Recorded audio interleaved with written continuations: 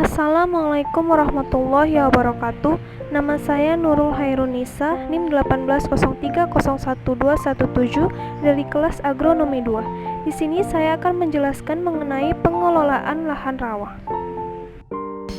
Lahan rawa. Lahan rawa adalah lahan yang sepanjang tahun atau selama waktu yang panjang dalam setahun selalu jenuh air atau tergenang. Lahan gambut tidak terlepas dari lahan rawa, karena lahan gambut selalu berada di lahan rawa, baik rawa pasang surut maupun non pasang surut atau rawa lebak. Menurut Subagjo pada tahun 2006, berdasarkan pengaruh air pasang surut terutama pada musim hujan saat pasang besar, maka daerah aliran sungai bagian bawah atau downstream area dapat dibagi menjadi 3 zona. Yang pertama adalah zona 1, merupakan wilayah pasang surut air asin atau payau. Zona 1 adalah daratan yang bersambungan dengan laut, di muara sungai besar dan pulau-pulau delta dekat muara sungai besar. Selanjutnya adalah zona 2 yang merupakan wilayah pasang surut air tawar, dan ada zona 3 yang merupakan wilayah rawa lebak atau daerah bukan pasang surut. Selanjutnya adalah dinamika tanah rawa. Menurut Wijaja Adi tahun 1986, lahan rawa terdiri atas tanah aluvial dan gambut. Tanah aluvial dapat merupakan endapan laut, endapan sungai, ataupun campuran.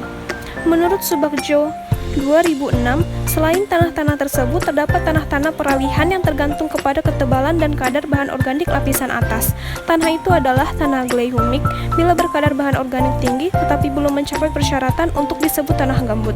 Selanjutnya adalah tanah clay bergambut bila lapisan atas memenuhi untuk disebut gambut tetapi ketebalannya tidak memenuhi, yaitu kurang dari 40 cm. Teknologi pengelolaan lahan rawa gambut.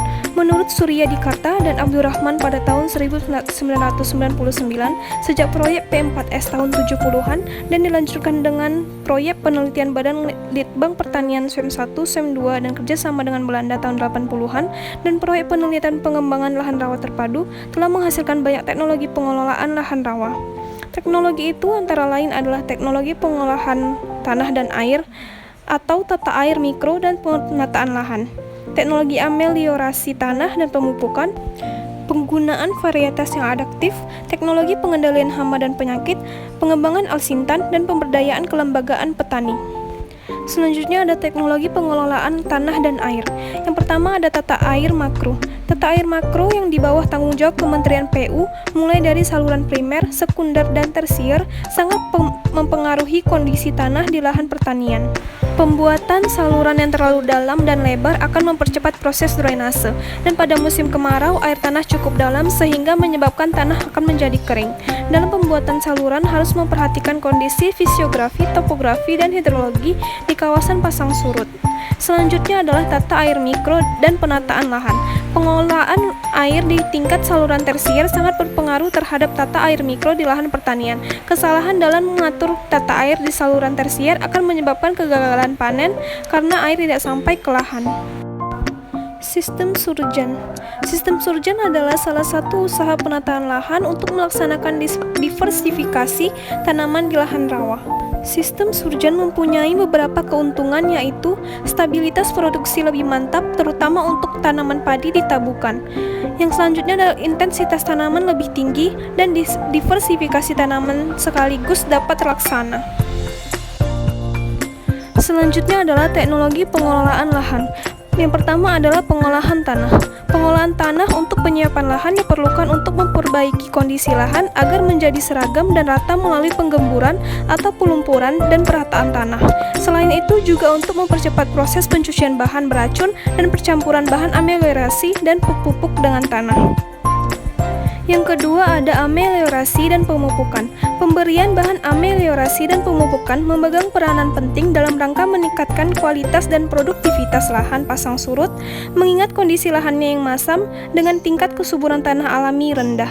Berbagai macam bahan ameliorasi yang dapat digunakan untuk meningkatkan kualitas lahan antara lain dolomit, abu sekam atau abu gergajian, tanah mineral, abu volkan, dan lumpur laut. Yang ketiga yaitu menggunakan varietas yang adaptif. Varietas yang ditanam di lahan gambut sebaiknya tanaman yang adaptif untuk mengurangi input sarana produksi yang dibutuhkan sehingga terjadi efisiensi biaya. Selanjutnya adalah alat dan mesin pertanian. Pengembangan mesin pertanian di lahan rawa ditentukan oleh faktor biofisik lahan seperti kekerasan tanah, sisa tunggul kayu, jenis vegetasi permukaan, kedalaman gambut, dan lapisan pirit, bekas parit alam atau bekas nipah. Pada awalnya, petani transmigran di lahan gambut menggunakan tenaga manusia sebagai penarik bajak untuk mengolah tanahnya. Namun, hasilnya belum sesuai untuk pertumbuhan tanaman padi. Pengolahan tanah di lahan gambut pasang surut selain untuk menggemburkan tanah dan pengendalian gulma, juga untuk pelumpuran untuk meningkatkan daya menahan air, khususnya sawah. Berikut penjelasan saya mengenai pengolahan lahan rawa. Jika saya ada salah, saya mohon maaf. Assalamualaikum warahmatullahi wabarakatuh.